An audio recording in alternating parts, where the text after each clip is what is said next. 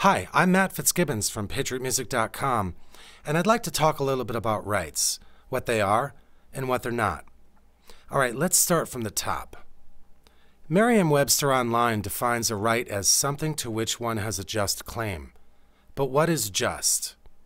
Just is defined as having a basis in or conforming to fact or reason. Remember the word reason. This is essential to understanding rights.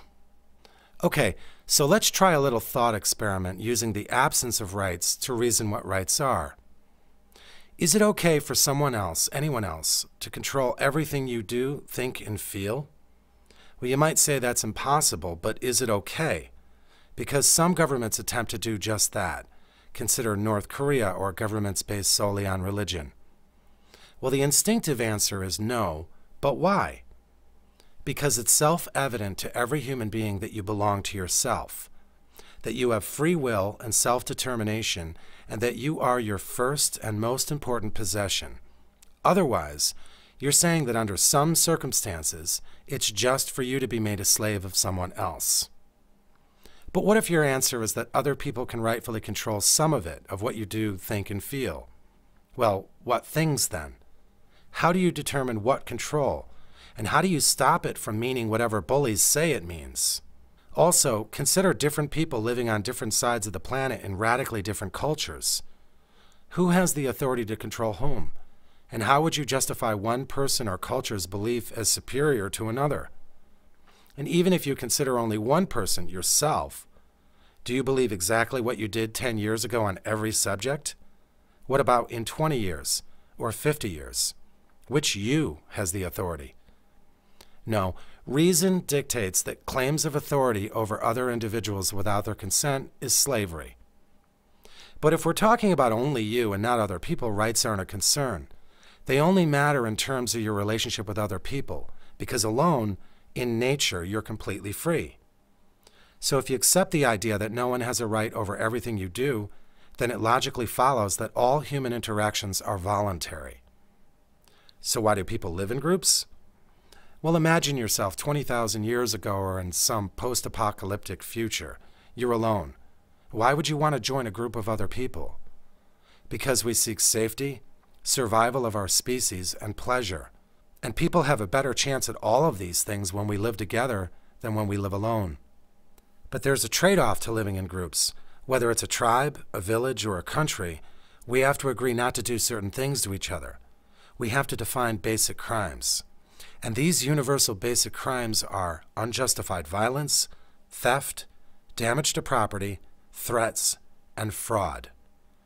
In fact, this is the one reason people form governments, to protect ourselves from these crimes. In other words, to protect basic individual rights. And reason tells us that since human relationships are voluntary and that no one has the right to control us without our consent, we all have a virtual circle around us. And liberty is anything we do within our own circle, as long as it doesn't overlap into someone else's circle. The only reason we form governments is to keep busybodies out of our circles. We also instinctively recognize that it's wrong to do to other people what we don't want done to us, the golden rule. It's logical and just to accept that no one is above the law, that we're all equal on a basic level. People who accept this are reasonable, and they usually gain respect and some degree of social authority because they're consistent in the golden rule. But those who expect one set of rules for themselves and another for everyone else are hypocrites, corrupt. They're unreasonable, and they lose any respect and hopefully any authority they might have. Okay, consider a friend or a boyfriend, girlfriend you choose to have a relationship with. Everything seems fine for a while until they increasingly start trying to control more and more of what you do.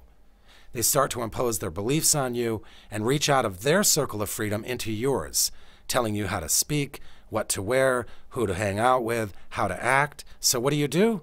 You end it.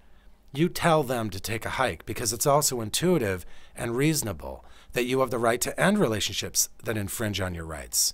The same goes for jobs and bosses. When one party breaks their end of a contract, the arrangement's ended. But unlike people, governments are always bullies if you give them enough power.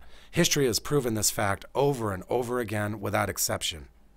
As soon as they start trying to enforce laws beyond basic crimes, the more they become tyrannical. The more power they're given, the more they impose their will, not only on their neighbors in the form of invasion, but also on their own citizens.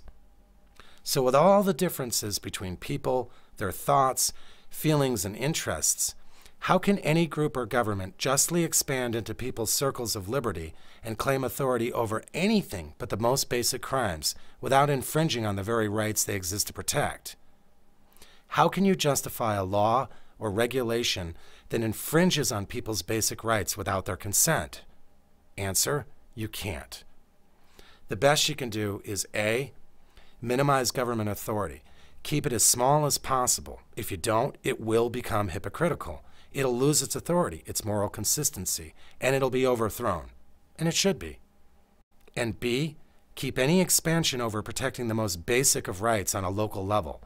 This enables individual cultures to customize their government for themselves, participate more actively, and it provides a laboratory of experiments for everyone to judge. That way everyone can see what works and what doesn't. In summary, rights are self-evident through reason, unchangeable or inalienable, the same for everyone, and the duty of governments to protect, and their only legitimate purpose. Anything else that requires infringing on other people's basic rights is not your right, it's a want. And if you push for it, you're on a fast road to becoming a hypocrite, a bully, a tyrant. Last thing, don't forget that defending ourselves, yourself, against hypocrites, bullies, and tyrants is also a right. I'm Matt Fitzgibbons. Please check out patriotmusic.com and the award-winning nonpartisan rock that celebrates individual liberty. Join us and make your stand in finding positive, creative ways to help secure our rights. Thanks for watching.